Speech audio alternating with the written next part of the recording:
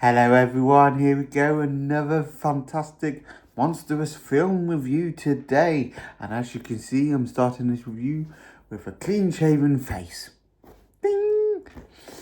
So what film are we talking about? I've been put off making this video for 3-4 days and I knew I just needed to get it done at some point. It's what happens when you work in the evenings. So, we're here to talk The Bride, the 2026 film based on the wife of Frankenstein. Starring Christian Bale, Jesse Buckley, Penelope Cruz, Peter Sarsgaard, and Jake Gyllenhaal. Jake's role is only a 10-minute role. You're only going to see him for 10 minutes and that's it. Bing! And it's in the middle of the film, so. But directed by Maggie Gyllenhaal, did you know, is Jake Gyllenhaal's older sister. Not many people know that. But she is. The story is about, in 1930 Chicago, Frankenstein asks a doctor to help create a companion, brackets, the bride. They give life to a woman who was murdered, and it sparks a romantic adventure, police interest, and radical social change, featuring a mob boss as well. The film is pretty much like Mama. You're either going to love it or you're going to hate it. It has a peculiar taste in audience-wise. You like films like Nosferatu, Poor Things from 2024, and Netflix's Frankenstein from last year, which is up for awards. Highly recommend. It is a fantastic film. Then you will definitely like and appreciate this film for what it is. The story is bonkers, dark, old-fashioned, and one hell of a wild ride. There was a lot to digest and take in with this film. So you really do need to focus on it, because if you just don't focus on it, you're going to lose your train of thought. You're going to lose where you are in the film, and you will end up getting discombobulated, or for simple terms, confused. However, it is 100% worth it for how brilliantly written it is. It's 100% just amazingly written. The runtime of 2 hours 6 minutes sets the pacing well, and there isn't a moment where I thought it dragged or got boring or dull, because it really did have me on the edge of my seat for most of the time. It has some humour in it, which is a nice little touch to add on to the film. It has a gothic dark vibe that was perfect for this film, and has all of the ingredients to make the 1930s culture realistic of how it's set in it.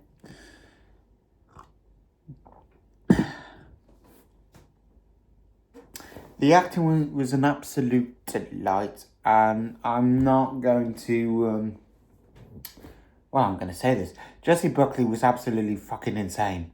Amazing. She made the role her own.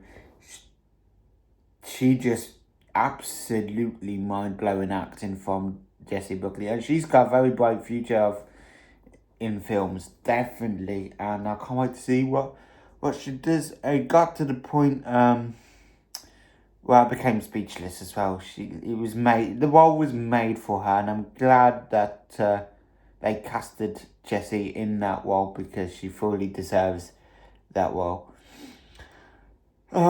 Christian Bale as Frankenstein was amazing, not as good as Jessie's role as Ida, the bride, but Christian Bale as Frankenstein was amazing. It did make Frankenstein feel that the character had more emotion and a settled touch more than just being a monster that everyone hates.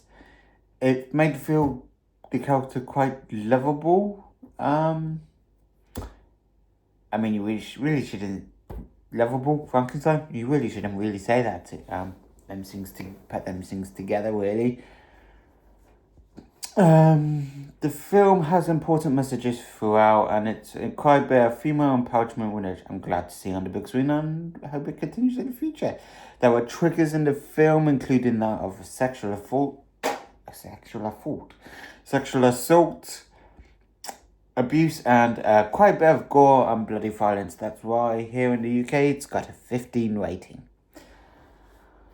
The film is not just a film, but it's an experience that should be experienced by everyone, and I feel it was incredibly well detailed. And Maggie, the director Maggie, you could tell she put love, heart, and devotion into that film. You could tell it was absolutely incredibly well made, and it pays off. So well done to all in film.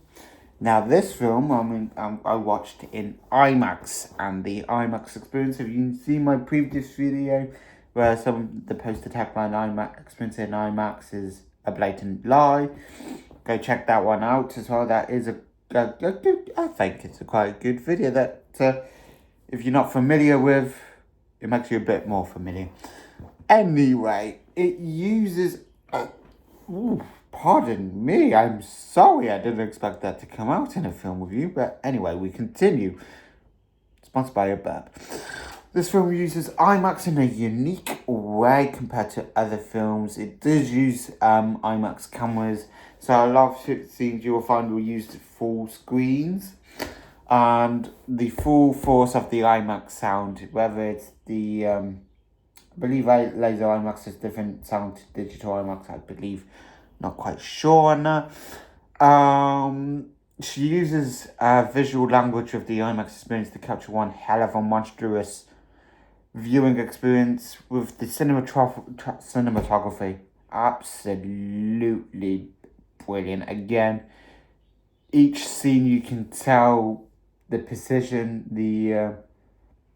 and again, the detail, absolutely insane. You can see how detailed they are. And of course, the way those scenes are meant to be seen is in the IMAX experience. IMAX is the way forward for films like this, and I hope we get more films that are like this that are filmed for IMAX and intended for the IMAX experience. On the other side of it, it's a damn shame that it's not doing well. It's flopped at the box office. With how well it's made, it deserves to do very, very well at the box office. And I feel like more people need to go to the cinema to see this film, or as much as possible, because I loved it. It's not nice being in it. It is nice and not nice to be in an empty screen. It's not nice to be in an empty screen because you want a film to do well, and it's horrible for this film to not have a great audience viewing, because it really deserves to do well. On the other side, it's nice to have a nice empty screen, because you got no one rustling popcorn or being on their phones, which you don't do in a cinema. That's one of my petty hates, so that's why I said it with a very serious voice. So, yeah, overall, I highly recommend this film, and ignore the critic reviews. Again, they've got it wrong, because it is simply a masterpiece that probably a few years down the line will have a cult following, but it's an absolute masterpiece of a film, and everyone needs to see it. So this review is slightly shorter than the rest of them, so thank you for watching. I rated this film 10 out of 10, and I can't wait to see you for my next video, which will be for how to make a killing. Find out how to on my next video. That could be twisted the wrong way. The film title is called How to Make a Killing. Anyway, I've just made things incredibly awkward. Anyway, I'll end the video there. Goodbye, everyone, and see you next time.